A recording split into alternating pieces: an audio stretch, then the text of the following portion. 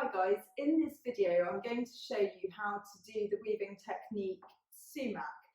Sumac is a really versatile technique for various reasons. It creates lovely texture, so there are variations on how you can do it. You can do a single sumac, which will give you a sort of twisted rope effect. You can double that up to create sort of chevron effects and herringbone effects. Or you can do something called double sumac, which is one movement with two threads, which will get you that braided effect a bit quicker. But I'm going to go through all the variations of it with you. It's lovely for weaving around the outside of shapes, just to sort of highlight them. And it fills up space nice and quickly. So if you're in a hurry, if you want to get something knocked out in a hurry, it's quite a good technique to know for those reasons as well. So as far as yarns go, there's no right and wrong with what yarn you should use for it or not. It lends itself, because of how it is sitting on the surface of your warp, it really does lend itself to chunkier yarns. It looks really fantastic with the chunkier yarns. A lot of people use rovings. I like using the rovings, the fibre tops. I got this stuff from Fibre Hut recently, and it's absolutely beautiful. It's rose fibre. It's really hard not to mess it up from squishing it so much. I just want to touch it all the time. But yeah, it's a really great substitute for silk if you don't want to use animal products. So that's a really lovely option. I'm going to show you the technique in a much thinner yarn as well, because it's really nice to see the difference. I mean, it looks almost like a different technique. It's so different when you use the finer yarn. And the one that I chose to actually demonstrate the technique in is this recycled yarn from Seeded in South Sea. The brand is actually Hooked. I'd never heard of them before, and I still haven't actually checked them out online, but Seeded, the shop in South Sea, is, if you're into yarn, it's a proper Aladdin's cave. It's absolutely amazing shop, and if you're down that way, it's well worth a visit. Slightly dangerous, but well worth a visit. So yeah, this yarn here I chose because it's got nice defined edges. It's a knitted yarn, and 80% of it's recycled. The remaining 20% gives it the sparkle, which is lurex in it.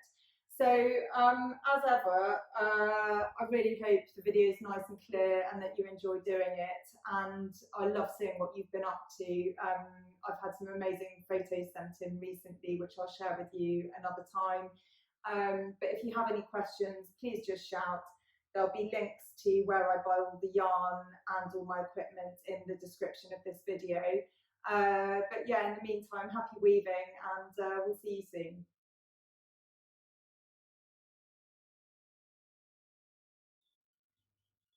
With single sumac, the length of yarn that you'll need to get all the way over for one pick of it is 3 to 4 times the width of your warp. So to be on the safe side, I'm going to do 4. So 1, 2, 3, 4. And that will really depend how much you need on what fibre you've used. So if you'll probably, with the really big chunky stuff, you'll probably need a little bit more than you would if you were using very fine yarn. A lot of people like starting off this technique by tying the end onto the first warp thread. I really don't like having knots unless I'm using them as a feature within my weaving. I really don't like having them sticking out on my weaving. So I'm going to start this one by showing you a way of just tucking it in underneath. Now with this technique, you can either work in odds or evens. You can work in sort of bunches of 3, bunches of 2. It's really up to you, and it also really depends on how thick the fibre is that you're using. If you're using much thicker fibre, you might want to use a few more warp threads. For the purpose of this demonstration, I'm going to show you by using multiples of 2 all the way across. So I'm going to start off here by tidying this end away, just by tucking it under those first 2 warp threads. I'm now going to bring the yarn up and underneath the first 2 warp threads, bringing it up to the surface. So this long end is now on the surface, and I'm going to now lift up my next 2 warp threads and pass this long end round the back and back up to the surface. And then you move on to your next 2. So taking the long end, pass it round the back and up to the surface. Select your next 2, come round the back and up to the surface. And so you just keep going with this and you'll get this ladder effect here. Select my next 2, round the back and up to the surface. And one of the nice things about this technique is that you can move it around so easily. So you don't have to do it in the location that you want it to end up finally. And it's easier sort of to see what you're doing. So round the back and up to the surface, round the back, up to the surface. And you can see why you need 3 to 4 times the width of your warp, because that disappears quite quickly. And I've got my last one here. I'm just going to come round those last 2 and up to the surface, and then I'm just going to slide that down to the bottom like that. And so that is 1 row of single sumac. If you wanted to do some different effects, you can try a herringbone or a chevron effect, and I shall show you those right now.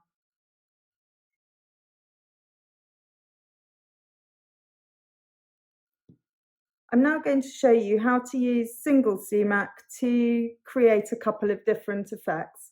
So starting in the same way that we did before, I'm just going to create another row of this single sumac here. Because we're going all the way over and we're now going to come round and go all the way back again, you need about double what you've had on the bottom there. So I think we used 4 widths. So we're going to do around 5, 6, 7, around 8 widths of the warp so that we don't run out of yarn here. And we're going to start in the same way, just by dipping that loose thread underneath the first 2 warp ends, and then we're going to come up through to the surface, and now we're going to lift our next 2 warp threads, come round the back up to the surface, next 2 round the back and up to the surface, and we're just going to complete this first row of single sumac.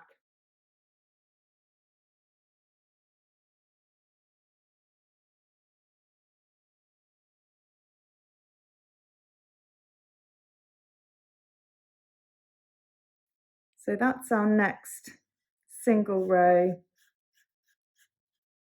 of sumac. I'm going to leave it slightly separate from the one below so you can compare them and it's not too confusing. Let's tighten that one up a little bit like that. So as you come up and round onto your last thread here, you can wrap that all the way round another time like that. And this is now where you have the option of either creating a chevron effect or a herringbone effect. Now, to create a chevron effect, you want to use the same threads, the same spacing of threads as you've used there. So for your chevron effect, you're coming up and over, and then you're bringing that thread up through the top now. So that long end is coming up and over the top there. And now you're jumping over your next two and you're bringing it up through the back and over your next two. And this is nice and easy because they're already bunched together from the row below. So you're bringing that round and up over, round the back and up over. And I'm not going to complete the full line of this because you'll be able to see here that if I just slide them down, you've got that lovely chevron effect, nice and even chevron effect. And so I'll just undo this and I'm going to show you a couple of other options.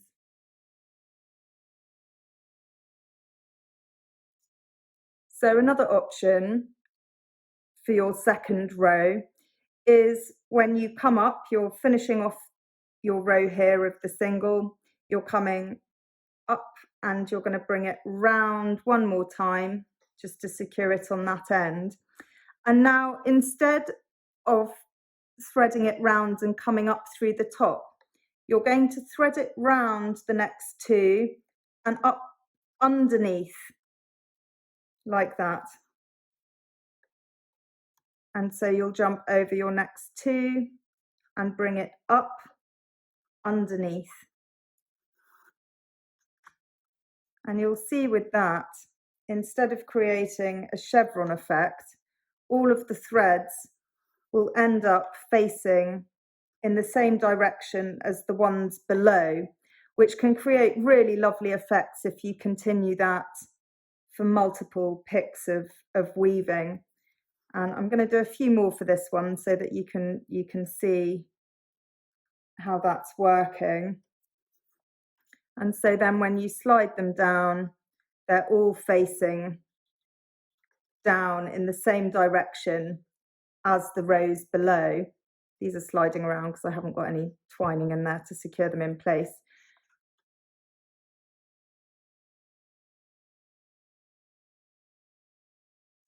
So I have one more way of showing you with this single sumac technique. And so again, once you've come all the way across doing your single sumac here, as you come to wrap it round a second time, bring it up and round, and then instead of coming up round the first two, you're going to come up through just that last warp thread there, and that's just going to offset it.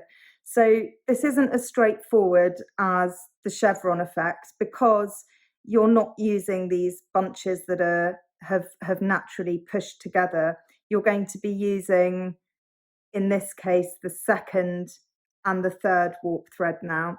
So you're jumping over those two, round the back and up, and you're coming up above that stitch. And so you're going to select your next two and come over and then bring it round the back and up to the surface again. And so you just carry on selecting the next two, bringing it round the back and up to the surface, select your next two. And with this technique, where the threads have bunched together from the previous row, it's really useful actually picking your threads up and separating them from the rest. Up through, over and up through. And so you can see there, as I bring them down to the bottom, that they're not quite lining up, that they're creating a herringbone effect as opposed to that chevron effect that you had before. So there's one last technique that I want to show you, and that is specifically if you want to create the chevron effect, so where, unlike this one, where they're not quite meeting up at the bottom, they're overlapping in the center where they meet. If you want them nice and even, like in the chevron technique, you can do that faster by using this double sumac technique. Now, with these loose threads on the end, if you use a tapestry needle, it depends on how thick the yarn is, but you can just tuck them up behind and you'll find loose threads that you'll be able to slide that underneath to trap them in place. And once then you've got your weaving on top, that will sandwich everything together.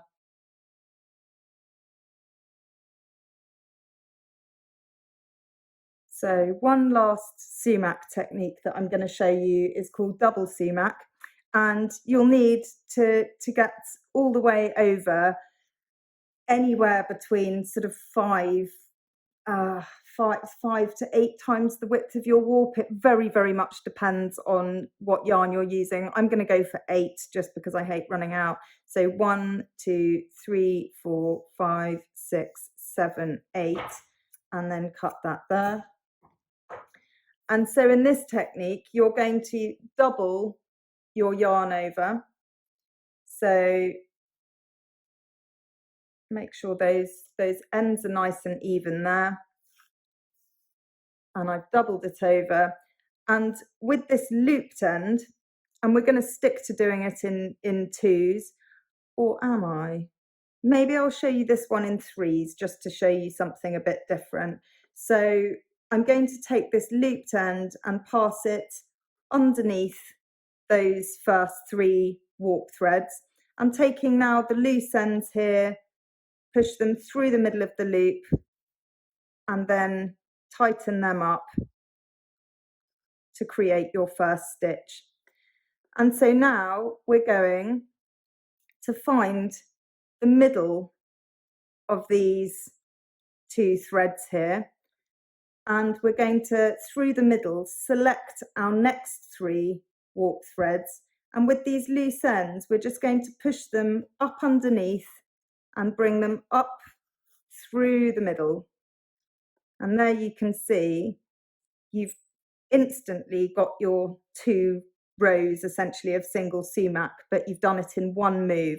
So we're going to work with the next bunch of 3. So find the middle of your threads there, pick up the next 3 warp threads and push those loose ends up through the middle. Find the middle, pick up your next 3, bring those loose ends up through the middle. And with this thread, because it's flat, if you are using this thread, you might want to have a little play around with how that sits on the surface. So find the middle, find your next 3, push them up through the center. Find the middle, oh yeah, they're really twisty. Find the middle, pick your next 3 up and pull them up through the middle there. Find the middle, pull up your next 3 threads and pull that through the middle. Last one, find the middle there and pull them all the way through. And so there you have got your double sumac technique, which is a chevron effect.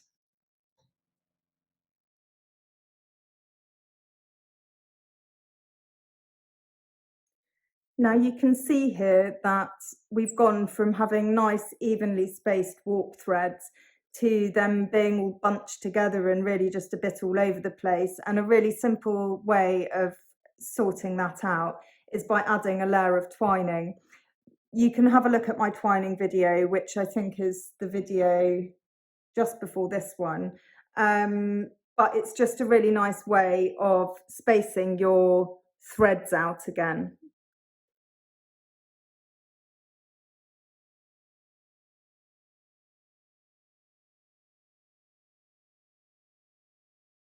So you can see there that this row of twining has really sorted that problem out quite a lot. You can give your twining, you can sort of pull it around a little bit and then just draw it down to sit on top of your sumac. It's also a really nice way of smoothing out curves with your sumac and holding them in place. But really, I've just used it here to space out those warp threads a little bit before I show you how to use the thinner yarn.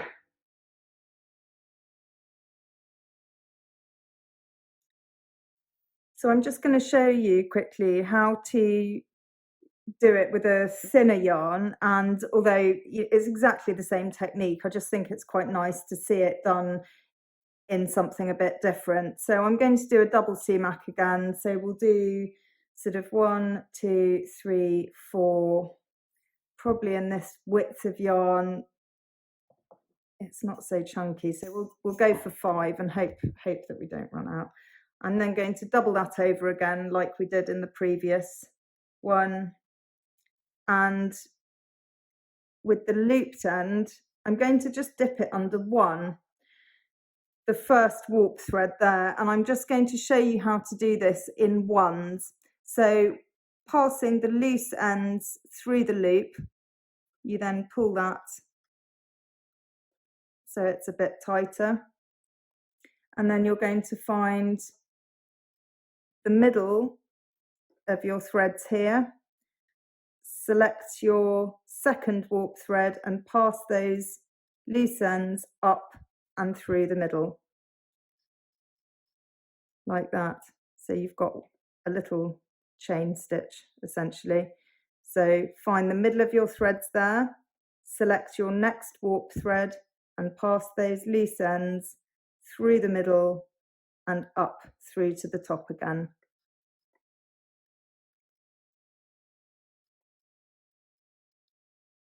And then separate those threads, find the middle, select your next warp thread and pass these loose ends up and through the middle, and then just continue like that right over to the other side.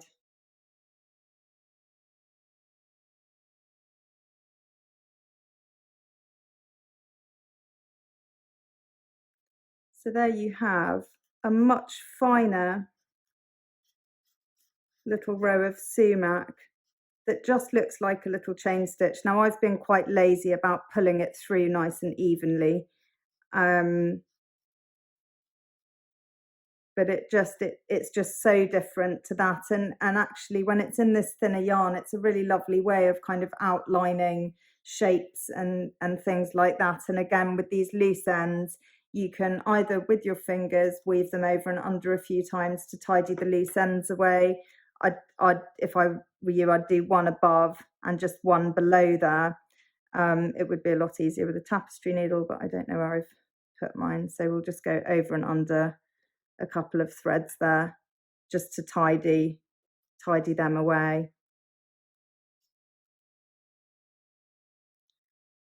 So there you go, you've got single sumac, you've got single sumac creating 3 different effects, so either the chevron, the herringbone, or the stitches all stacked in the same direction, double sumac, and also double sumac, which obviously you can do as the single sumac in the much finer yarn. I really hope these videos have been clear enough for you. I hope the audio is a little better than it was on the last one, and as ever, I love seeing your creations. So yeah, tag me in on Instagram as Elka_textiles, and yeah, happy weaving.